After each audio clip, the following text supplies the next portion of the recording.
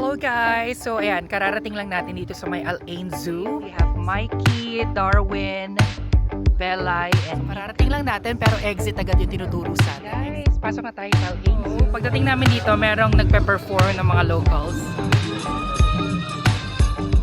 Pakain ka be! Lagay mo ulo mo dali. Ayun na yung mag-ama. Yung mag-amang hipo.